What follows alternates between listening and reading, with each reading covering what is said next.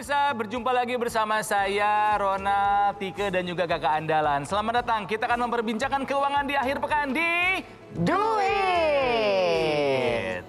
Ini senang sekali sekarang ya, maksudnya Jakarta atau mungkin beberapa daerah di Indonesia sekarang udah balik lagi ke belum sampai ke normal sih, masih normal. Walaupun nih sekarang udah diperlonggar lagi yang namanya PSBB, cuman kita masih tetap harus menjaga protokol kesehatan dan keselamatan, tetap itu. Bukan hanya 3M ya pemirsa, tapi 4M. Jadi memakai masker, mencuci tangan, menjaga jarak, dan menghindari kerumunan. Nah, itu dia. Tambahan lagi nih buat yang menghindari kerumunan, masih ada aja gitu di Instastory itu yang kumpul-kumpul rame-rame tapi tidak menjaga protokol kesehatan. Iya, betul. Tolong kalau memang mau berkumpul, jagalah protokol kesehatan dengan baik. Setuju. Iya, lagian daripada nongkrong-nongkrong, mendingan kita tetap di rumah tapi tetap punya satu kegiatan yang memang bermanfaat gitu. Kan sekarang banyak banget nih hal-hal atau kegiatan-kegiatan yang sering dilakukan di rumah, misalnya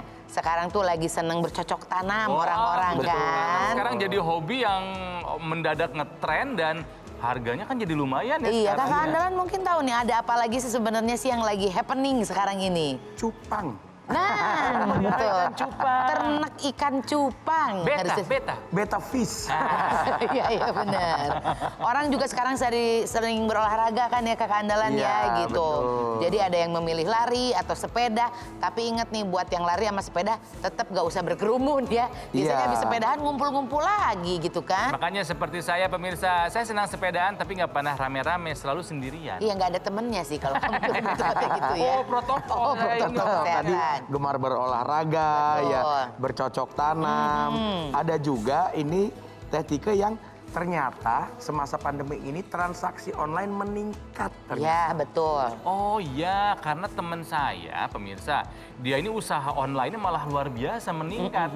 Jadi memang penjualan online, bisnis online itu memang sekarang jadi luar biasa sekali. Dan dia bilang belum pernah merasakan rezeki sebanyak ini bahkan di saat sebelum pandemi katanya. Ya, berkah di tengah musibah itu mungkin ya. Betul. Tapi memang jadi trennya berubah sekarang ini. Orang jadi lebih senangnya jualan online karena itu memang lebih laku sekarang ini gitu. Tapi hati-hati pemirsa ya. Membicarakan mengenai pandemi ada dua kesehatan yang harus kita jaga. Iya, betul. Yang pertama kesehatan ekonomi. Iya. Kesehatan dompet harus terjaga. Yang tentu saja yang keduanya adalah kesehatan fisik kita ya. Tapi karena acara Duit ini adalah acara literasi keuangan, mari kita bicarakan mengenai proteksi keuangan kita saja. Betul. Iya, makanya hari ini kita kan nggak akan ngobrol cuma bertiga, tapi kita akan mengundang juga ini guru kita. Iya. Jadi kalau misalnya soal keuangan ini juga salah satu yang sering kita ajak ngobrol ya. Kita akan tersambung langsung dengan Pak Jeffrey Key, Chief Agency Officer Manulife Indonesia. Apa kabar Pak Halo Jeffrey? Mbak Rona, Mas Ronald, harus Mbak Tika, kakak Hai, andalan. Pak Jeff. Halo Pak Jeff. Pak Jeffrey, kayaknya kan Pak Jeffrey ini lagi kembali ke daerahnya. Tapi kayaknya tetap produktif nih Pak. Apa nih yang bisa dilakukan walaupun ada di rumah tapi tetap produktif nih buat Pak Jeffrey? Iya, memang awal-awalnya kita semua bingung. Saya pikir mungkin semua kita merasakan ya. Dulu kita rasanya pagi harus ke kantor, harus beraktivitas, tiba-tiba harus di rumah terus. Awal-awalnya bingung nih, apa nih yang harus kita lakukan? Tetapi dengan berjalannya waktu, dan juga ini mungkin tuntutan pekerjaan, dan memang kita tidak bisa berdiam diri saja seperti begini terus. Mau sampai kapan? Waktu awal kita berpikir pandemi ini sebentar, ternyata hitung-hitung udah 7 bulan. Iya, betul. Iya, betul. Dengan begitu kita melakukan perubahan-perubahan, ya mau nggak mau, suka nggak suka, orang bilang the life must go on. Nah, kita lakukan perubahan-perubahan. Yang penting itu mindset kita.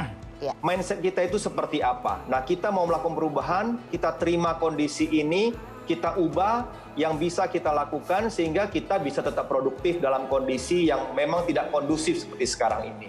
Ya, ini berbicara mengenai produktif, kalau misalnya ngomongin produktif, alhamdulillah pandemi saya malah punya usaha baru. Iya, betul. Kakak andalan malah punya channel YouTube baru. Betul. Itu yang ide-idenya malah muncul ketika dipaksa tetap produktif di saat pandemi. Iya. Itu loh Pak Jeff. Betul, setuju saya. Ya memang sama ketika dulunya kita harus physically semua ya. Seperti saya sering harus mengunjungi satu kota ke kota lain, sekarang kan nggak bisa.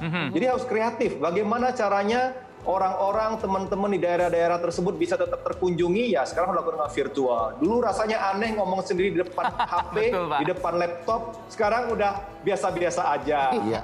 Kita biasa suka Harry sih, heboh sendiri ya kalau misalnya lagi Iya. lagi nge-MC juga ya Nal ya. Sekarang kan banyak yang secara Zoom aja atau virtual aja. Nah, tapi karena keseringan di rumah nih Pak Jeff, mungkin Pak Jeff masih tetap jaga kesehatan nggak? Aktivitas fisiknya apa nih, Pak? Betul.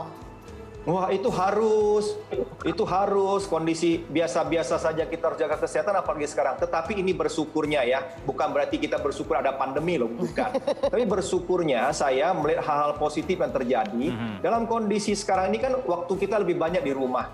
Iya. Jadi kita tidak habis banyak waktu untuk di perjalanan. Nah, waktu itu bisa saya gunakan untuk berolahraga.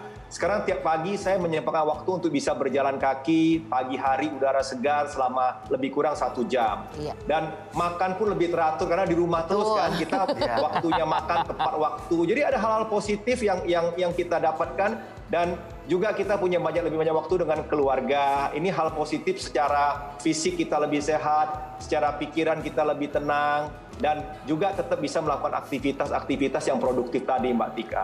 Betul.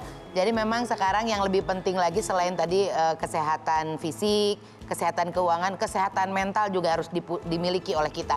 Yaitu dengan apa? Selalu berpikir positif di antara hal-hal yang buruk yang terjadi sekarang ini ternyata masih ada positifnya juga. Ya, kekandalan olahraganya apa? Sepak takraw kan ya? Sepak takraw. Tampak agak Main sendiri. Itu ya. Olahraga juga kan? Olahraga jalan pagi. Oke, jalan paginya sore biasanya kan ya? Enggak, jalan pagi. Oh tetap pagi-pagi. Jalan pagi pasti sendiri, karena kalau jalan sore sama Denny Malik. Jalan sore. Ini pemirsa mungkin banyak di antara Anda yang merasakan bahwa pandemi ini memang luar biasa menghantam. Ada di antara kita yang kehilangan pekerjaan. Tapi jika kita ingin menjadi orang yang bertahan, kita harus bisa berpikir bahwa sebetulnya ada peluang di saat pandemi. Iya. Ya, bahwa ada pekerjaan-pekerjaan yang bisa kita lakukan untuk menghindari sakit ekonomi, Iya, gitu kan betul. ya, dalam tanda kutip. Iya. Kehilangan pekerjaan nggak ada pemasukan dong. Betul. Makanya hari ini kita akan ngobrol mengenai apa sih peluang-peluang kita di saat lagi pandemi ini. Makanya jangan kemana-mana, tetap di Do it! Belajar terus. Iya. Karena ilmu ini, bisnis ini berkembang terus. Dipersembahkan oleh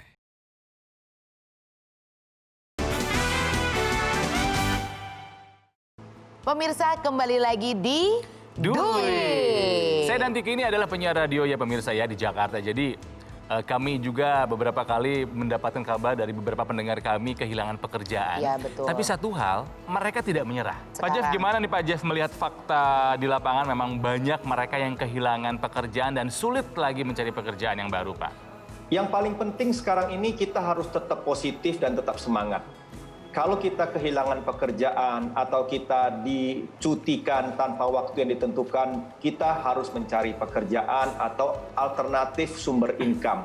Tetapi menjaga sumber income itu tidak berarti harus mencari pekerjaan saja.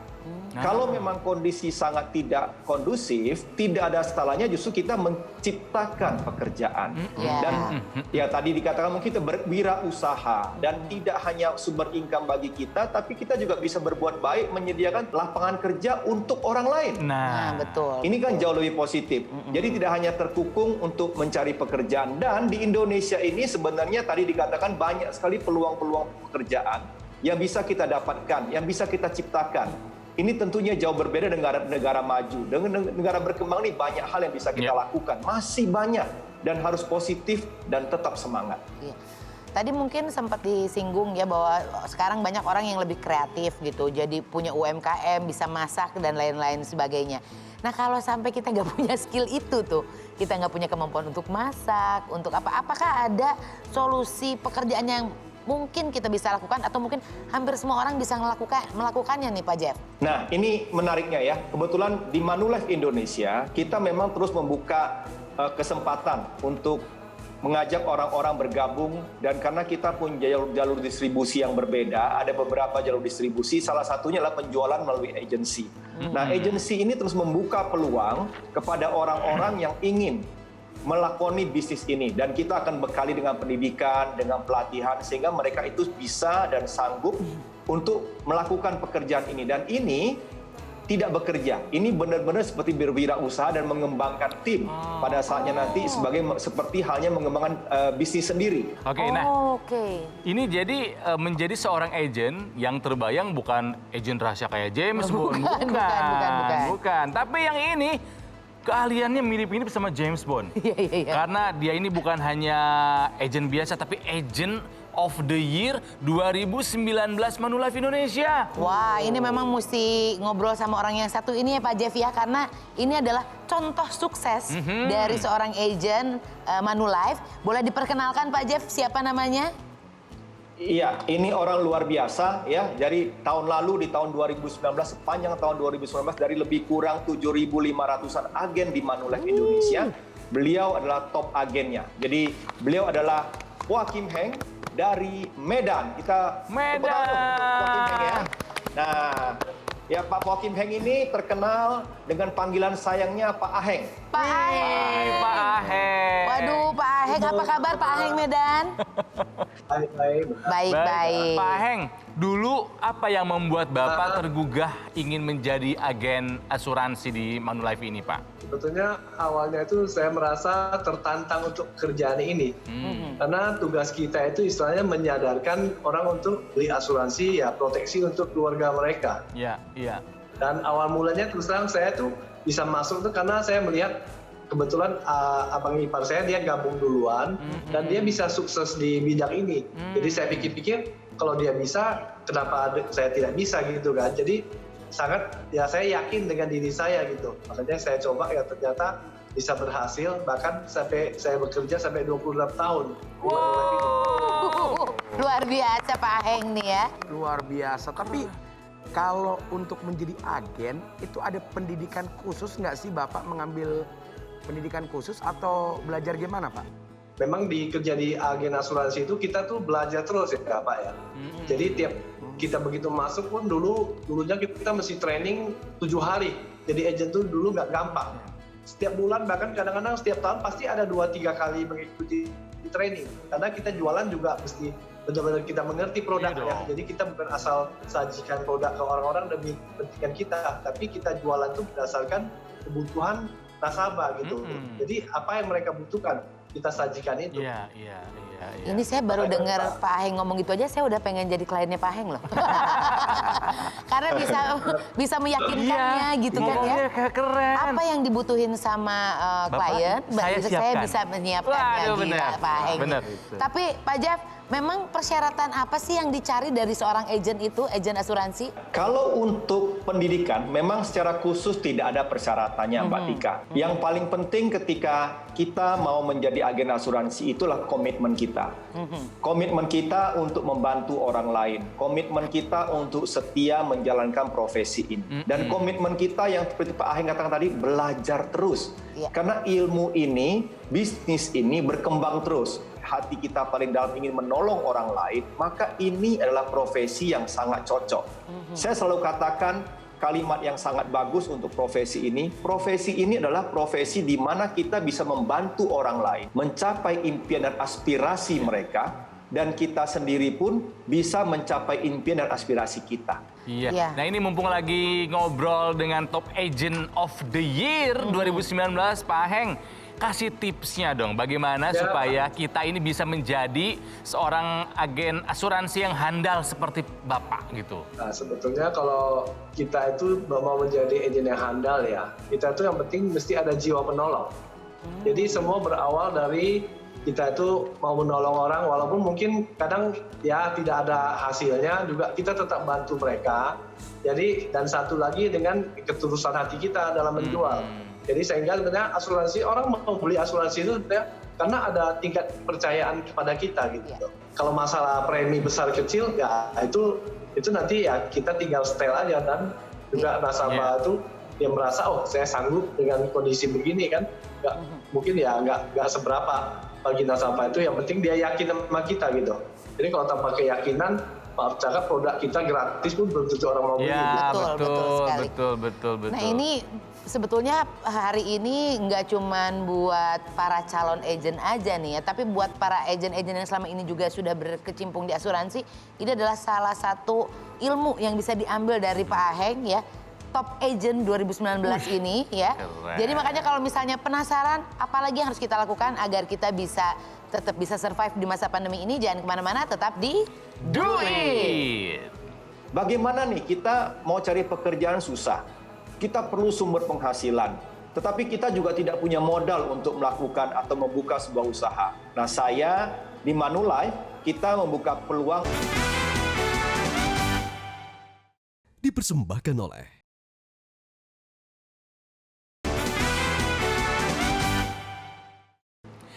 Pemirsa, kembali lagi di Do It! Ya, karena nggak ada penonton mengikuti anjuran dari pemerintah ya, Iya. supaya kita melakukan menjaga jarak. Jadi Betul. kami membawakan acara sendiri ya, tepuk tangan sendiri. Dan di ruangan ini juga cuma sedikit orangnya ya. Iya. Oke, nah ini mau ke Pak Aheng lagi nih ya. Sekarang kan pandemi ini bukan hanya di Indonesia tapi seluruh dunia. Beruntung dan bersyukur kami bertiga, saya, Tike dan kakak andalan, punya proteksi. Amin. Jadi merasa tenang meskipun situasi sedang tidak menentu. Nah masalahnya, ya di luar sana, di lapangan masih banyak yang belum tersadarkan pentingnya memiliki proteksi, Pak Aheng. Gimana tuh? Justru ya tugas kita tuh sebagai agent menyadarkan ya, karena terus terang orang bisa membeli asuransi itu karena kita menjelaskan.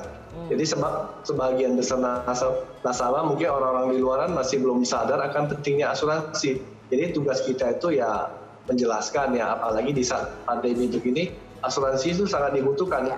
Mungkin juga untuk asuransi kesehatan ataupun asuransi kematian ya, itu sangat dibutuhkan sebetulnya. Jadi tugas kita lah sebetulnya yang harus menjelaskan. Karena proteksi itu tidak pandemi aja penting, Apalagi terlebih-lebih pas saat pandemi begitu. jauh lebih penting. Masa nggak punya, pemirsa? Iya. Tapi kalau kakak andalan mau tanya sama Pak Jeff nih, ada opsi pekerjaan lain nggak gitu yang untuk teman-teman yang tidak punya Pengalaman modal belum ini? ada, belum banyak, lah ya, modal juga nggak Tidak ada, banyak. modal gitu juga ya. tidak ada gitu. Nah, ini menarik sekali kakak andalan, bahwa tadi saya kan singgung di awal bahwa kita tidak hanya melulu mencari sumber penghasilan itu dengan mencari pekerjaan. Kita juga bisa dengan berwirausaha. Dengan berwirausaha kita menciptakan pekerjaan dan juga kita bisa buka lapangan kerja untuk orang lain.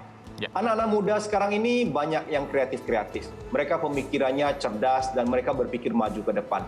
Kita melihat banyak wirausaha muda yang tercipta dari Indonesia dan membuka lapangan kerja sangat besar.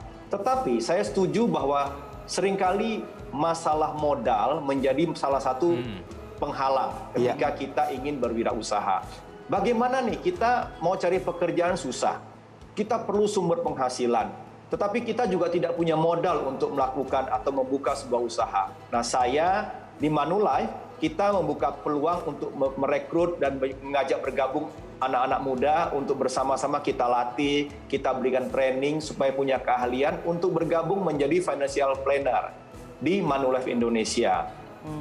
Ini sepenuhnya bukan karyawan, ini adalah partner di mana kita membangun bisnis kita, kita bisa mengembangkan bisnis kita dan bisnis itulah punya kita.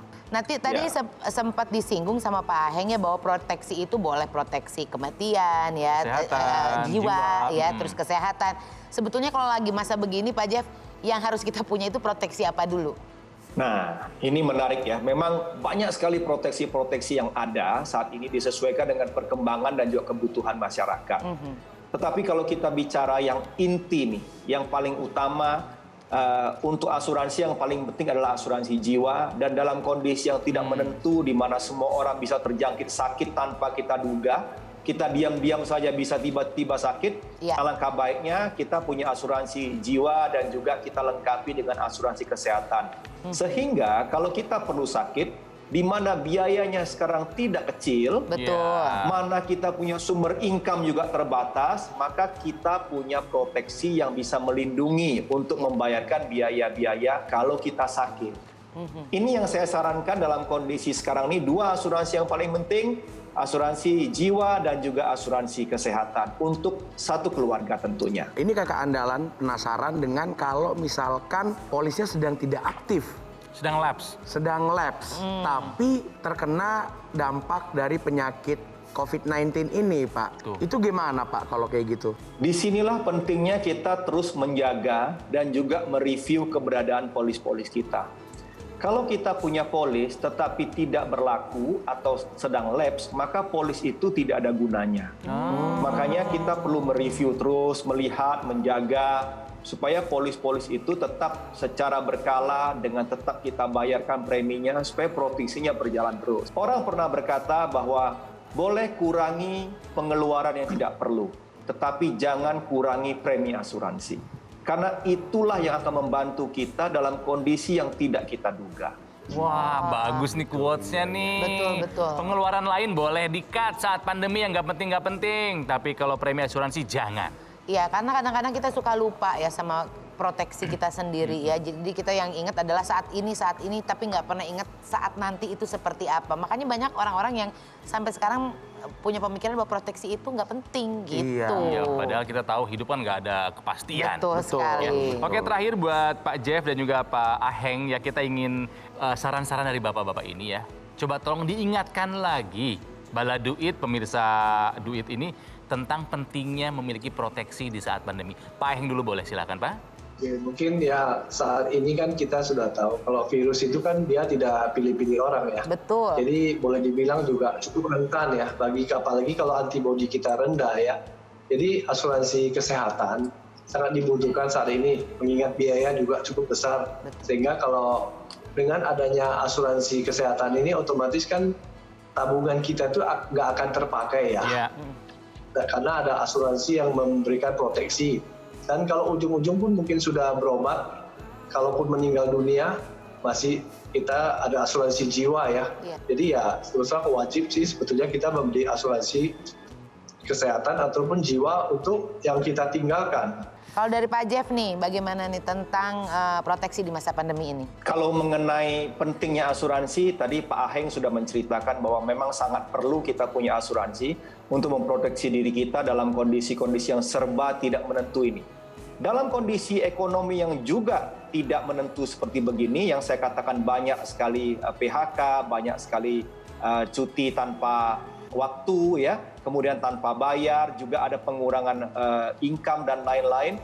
Kita perlu jaga sumber income dan Manulife Indonesia membuka peluang untuk bisa bergabung sebagai tenaga pemasar untuk mendapatkan sumber income, dan yang paling penting adalah membantu banyak orang terhindar dari bencana-bencana keuangan. Oke. Terima kasih Pak Jeffrey, terima kasih Pak Aheng atas share-nya ya di hari ini.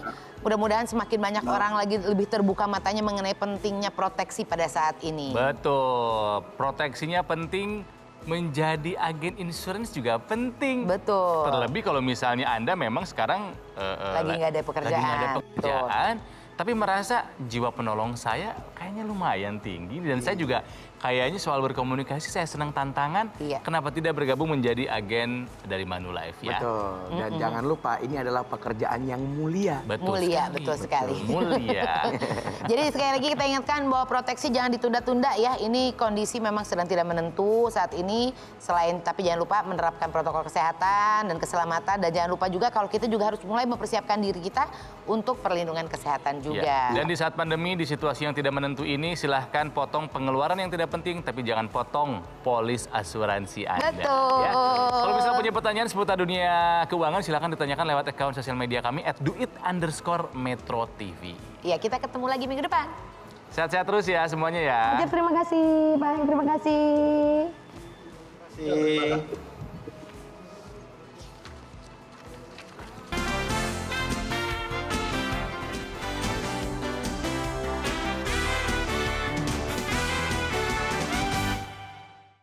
Dipersembahkan oleh